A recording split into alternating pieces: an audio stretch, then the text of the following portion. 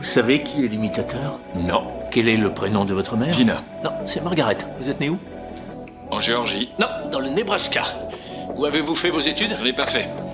Vous avez arrêté au bout d'un seul semestre à la fac de l'Iowa. Ça vous a pas marqué, on dirait. Lors de l'interrogatoire, je n'ai pas immédiatement abordé le sujet. J'ai plutôt commencé par une série de questions apparemment sans rapport pour tester le terrain. Mais l'agent fédéral Foster dans la salle de surveillance avait déjà perdu patience. Qui est l'imitateur? J'en ai aucune idée. Si vous le saviez, vous me le diriez? Ouais, on est potes de tôle. Qui est l'imitateur? J'ai essayé de le questionner encore et encore, pour briser sa défense psychologique. Mais je n'avais pas prévu que l'imprévu se produise. Qui est cette fille? Vous nous distrayez. Il fallait que je voie Ellie. Vous m'avez demandé de lire tout le courrier. Pourquoi vous êtes pas en train de le faire? J'y retourne. Mais j'avoue que vous regardez affronter un menteur hors pair, c'est pas une occasion qu'on a tous les matins. Alors vous vouliez prendre un cours magistral. Une femme se fait violer et mutiler, et pour vous, c'est seulement un sujet d'étude, c'est Dites ça? plutôt que vous voulez pas que je vous voie échouer. Oh, ça, c'est une théorie intéressante. Mais elle est fausse quant au courrier d'admirateurs que vous trouvez indigne de vous. Sachez qu'il y a le nom du coupable là-dedans. Et ça, c'est un fait, pas une théorie. Alors au travail. Voyant que je ne pouvais pas obtenir d'informations utiles, j'ai sorti un autre indice que je connaissais. Je suppose que vous le saviez.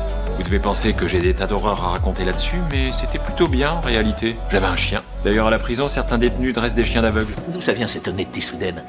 Je vous amuse plus assez? Lightman, c'est un nom intéressant. L'homme lumière. C'est drôle parce que moi, on m'a appelé le porteur de lumière quelquefois. Ça va peut-être nous mener quelque part. Rapidement, grâce à l'indice, j'ai retrouvé le suspect. Mais ce qui m'a surpris, c'est que sa réaction était très étrange. Je vous cache rien du tout. C'est un faux sourire. Vous, qu'est-ce que vous préférez? Est-ce que c'est le crépitement que fait l'acide quand vous leur versez dans les yeux? Ou le sang peut-être, quand il coule le long de leurs joues? Vous aimez le sang? Oui, le sang qui coule. Où est-elle? J'en sais rien. Espèce de monstre! Viens là! Où elle est? Je sais pas! Moi, la pièce! La pièce! La pièce! Dans la pièce!